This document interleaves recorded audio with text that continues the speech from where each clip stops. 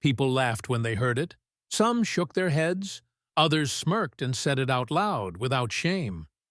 Filipino knife combat is weak. Just fancy movements, they said. All show, no power.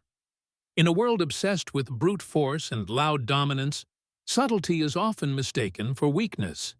And that misunderstanding would become the spark for one of the most eye-opening realizations in modern martial history. This story doesn't begin in a ring or on a battlefield.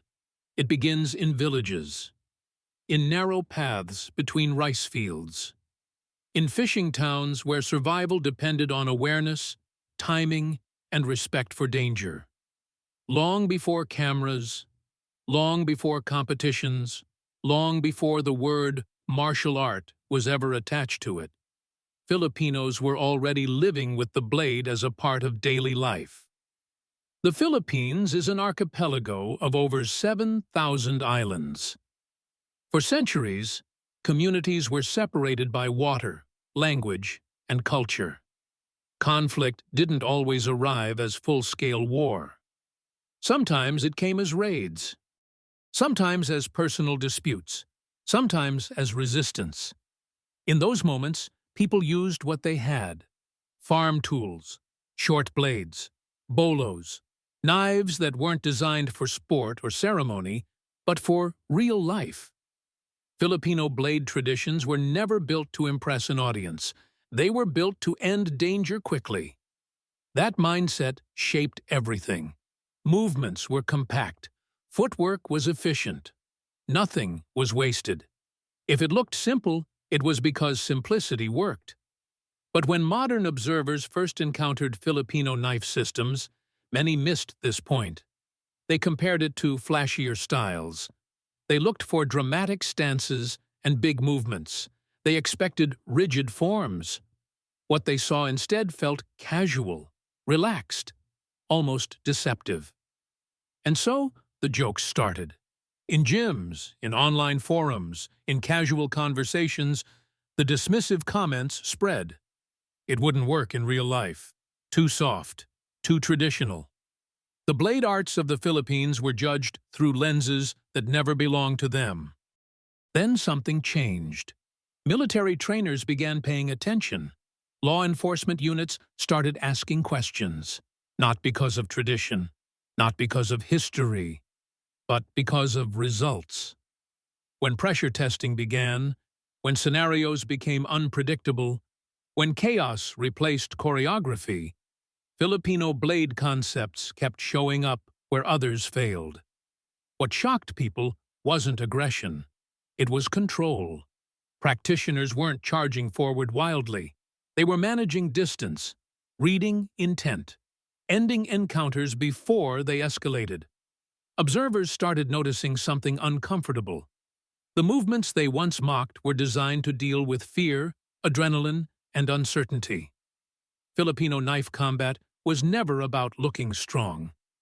It was about staying alive. Stories began to surface.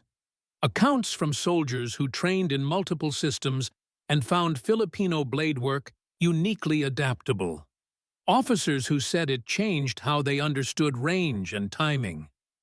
Martial artists who admitted, quietly at first, that what they dismissed had filled critical gaps in their training. The philosophy behind it was different. Instead of memorizing fixed responses, practitioners were taught principles. Flow, awareness, the ability to transition smoothly when things didn't go as planned. Because in real life, nothing ever goes as planned. Another misconception shattered was the idea that these systems glorified violence. In truth, restraint was central. Many Filipino traditions emphasized avoidance, de-escalation, and responsibility. The blade was a last resort, not a badge of honor. Elders spoke about training not to fight, but to understand danger, to respect consequences, to carry skill without arrogance. That humility stood in sharp contrast to the loud confidence often associated with combat culture. As documentaries, seminars, and cross-training increased. The narrative shifted. The same people who once said weak began using different words. Efficient, practical, intelligent. What truly shocked everyone wasn't a single demonstration or viral clip. It was the quiet consistency.